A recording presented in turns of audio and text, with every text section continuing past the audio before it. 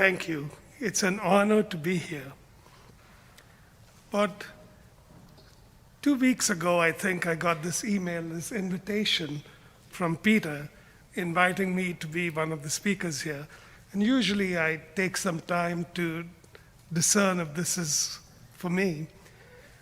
But when I saw the theme and who was inviting about Pentecost, I knew I had to say yes because I have a story to share about a recent Pentecost experience. And I need to share it, and I hope it will be of service to you. My closest friend, Rick Knoll, I've known him for 40 years, and we were soulmates in a way. We met at church, and we knew each other's lives, and our lives were intertwined. He'd been to India with me, we'd taken vacations together, we fought, laughed, cried. And he was not doing well physically. And in November of last year, he called me, and it was his 30th AA birthday. And he wanted a celebration. He wanted something to cheer him up. And he wanted to bring different parts of his life together because he said, I want the people who love me to meet each other. And so he invited about 30 of us, those who were local, to come, and we met in Palm Springs. And I knew, I'm the one person who knew the arc of his life and the different places and people and communities he had been in touch with. So in this place, he brought together his AA community. My niece and her husband and the kids came because he knew them very well. Some of his old friends from Chicago, where he spent a lot of time, came. He was part of religious science for a while. They came. He was part of Metropolitan Community Church. They came. And he had these two women who were very close to him in their 80s, whom he called moms, and they were there. So we had this wonderful celebration, and we got to meet and talk and laugh and celebrate. From then on, his health started deteriorating, and it wasn't imminent, but he died in August.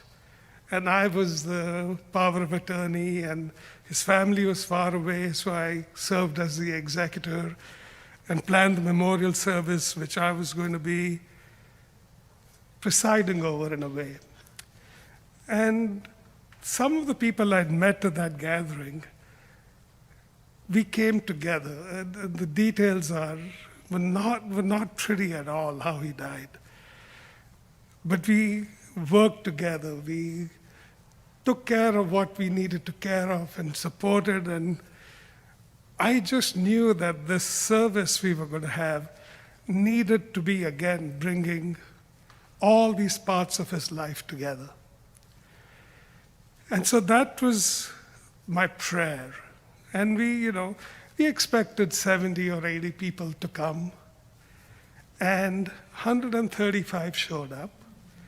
And we were broadcasting it. There were about 70 people online. And at this time, his family members came.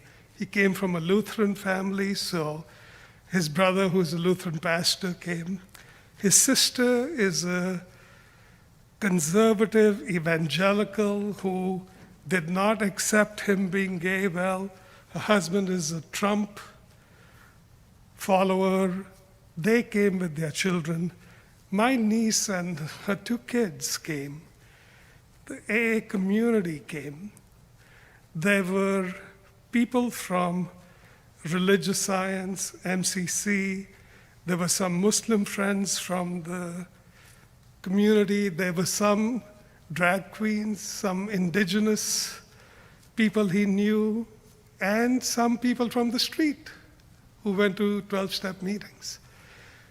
And we had this wonderful, powerful service.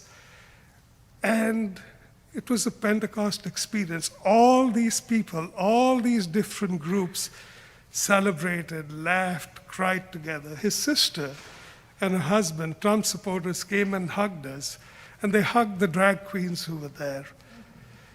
And we had parts from different religions, and it gave me a taste of what happens when the breath of Ruha, when the wind of the Spirit, when she fills the space, our differences don't matter. We come together, and we can. So I leave this message. What can you and I do to create spaces and do our part to create the space where the breath of the Holy Spirit can bring us together in this time of division, and we can laugh and cry and celebrate together? That's my prayer for you and for me and for our world.